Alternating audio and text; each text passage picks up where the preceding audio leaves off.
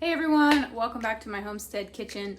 In the last several videos that you guys have watched, we have been hard at work making all things apple. So far I've showed you applesauce, apple chips, and now I'm going to show you what to do with those apple scraps. So don't throw away those peels or cores because there's something very yummy that you can do with them.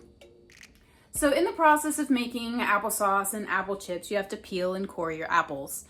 And you end up with a lot of that leftover scrap. Sometimes I give it to the chickens, sometimes I throw it into the compost, but I just discovered something that you can make with it that's really delicious and my kids love it. It's called apple scrap jelly. And so that's what I'm going to be showing you how to make today. So for this recipe, you're going to want to collect all of your apple scraps and cores and put them in a large pot like I have here. Then once you have your pot full of apple scraps, you're going to want to cover it with water. Now mine's pretty full. I probably shouldn't have filled it quite so full. So I'm gonna probably put the water right up to like the top of the apple scraps, and then as it needs water, just add to it a little bit. You don't want to add too much to it because you want this to boil down to about half of what you started. But you do want to completely cover your scraps. So I'm gonna go ahead and do that now. All right, so now I got it full of water up to like the top of my scraps here. We're going to bring it up to a boil and we're gonna let it simmer at that boil for several hours. You want the cores of the apples in there to become absolute mush. So this will take, gosh, I don't even know how many hours the last batch took me, but it took a long time. So if you can start this earlier in the day, I would highly recommend starting it earlier in the day. I'm gonna turn this up to high, get it to a boil, and then I will bring you guys back when the apples are where I need them to be. Alrighty guys, it has been about 4 hours and our apple scraps are ready. So let me show you what they look like and how to know that they're ready. So it's boiled down to about half of what it was. And then you want the cores of the apples to be super squishy. So you should be able to smoosh them really easily with the back of your spoon. And that will let you know that they are ready. So these are very squishable with the back of my spoon. So we're gonna go ahead and strain it. We are keeping all of the liquid. So make sure you strain it into a bowl because we're gonna be using all of the liquid in there to make our apple scrap jelly.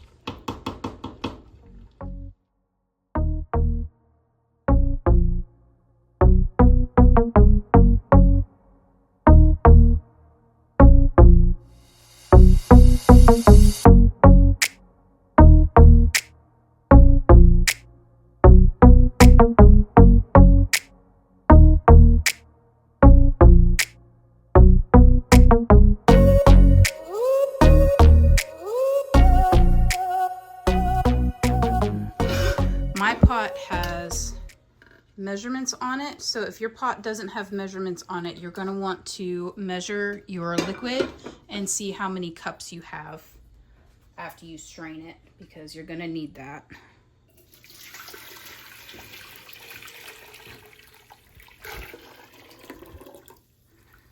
All right, so mine is about 3 quarts. So this is about 12 cups of liquid. And I will need to add a teaspoon of lemon juice for every cup. So I need 12 teaspoons of lemon juice.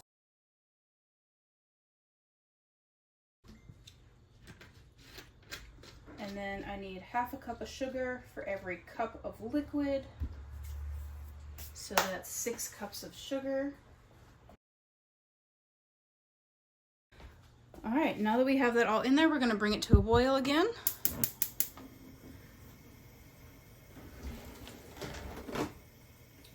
And we want it to reach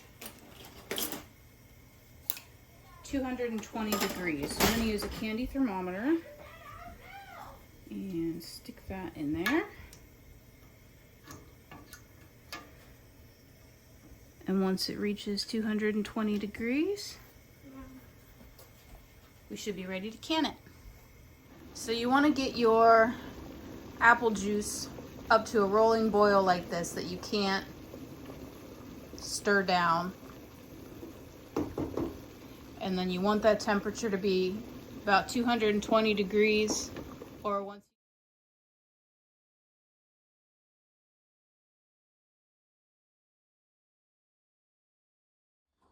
Alrighty, so we're all set and ready to go. We're gonna go ahead and get this jarred up real quick before it sets in my pot. I got my jars all ready to go, so I'm just gonna funnel it into the jars.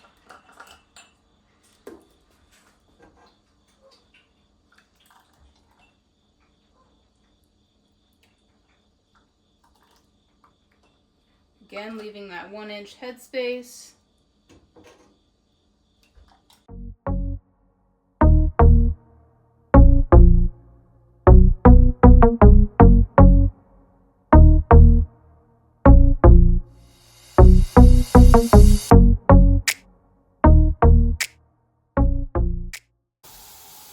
Alright, once you got everything jarred up, go through and swirl out any air bubbles real quick.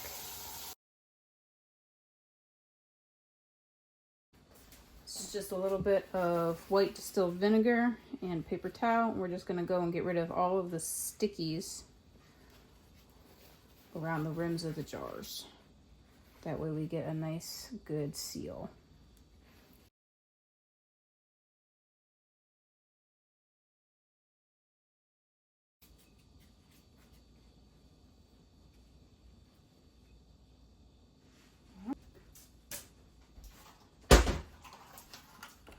And once your rims are clean, you can go ahead and start putting your lids on.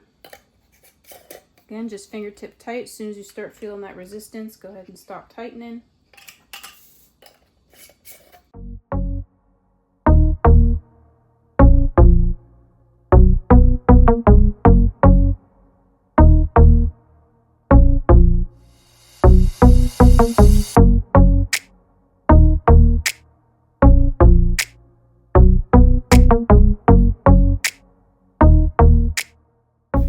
I'm gonna wait a few minutes for my water to heat up in the canner so I don't break any jars going into cooler water. And then once it's up to temperature, we're gonna drop these and make sure they're completely covered in water. I'm gonna go ahead and drop these down in. Again, making sure that they're completely covered in water, which they are. I'm gonna go ahead and cover it. And then once it reaches a rolling boil, we're gonna set a timer for 5 minutes, then turn it off, leave the lid on for another 5 minutes, and then take the lid off and pull them out of the canner.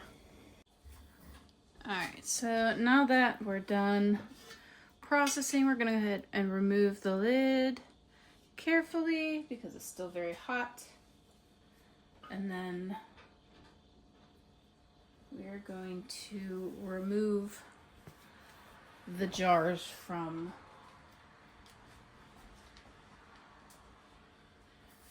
we're gonna move the lid over here. We're gonna go ahead and remove the jars from the canner and set them on the towel over here to cool.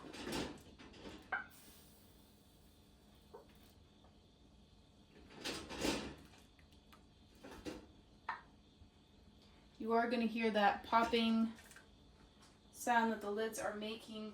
Don't be alarmed. You do want to hear the popping. That just means that the seals are doing their job.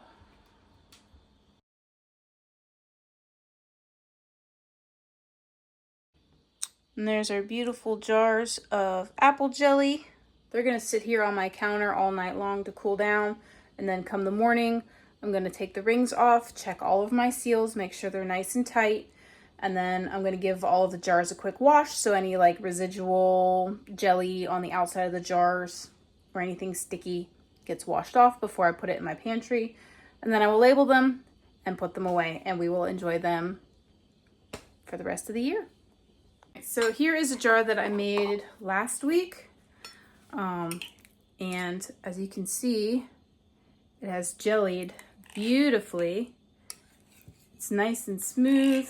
It spreads very nicely and it's delicious. My kids love it. So if you like to make jellies and jams, or if you're looking for something really easy to do with something that you would otherwise throw away or compost, try apple scrap jelly. It is absolutely a wonderful byproduct of apple canning. So I hope that you guys found this video helpful. If you have any questions, go ahead and leave them in the comments below. I love hearing from you guys and I love helping any way that I can. So go ahead and leave them down there for me.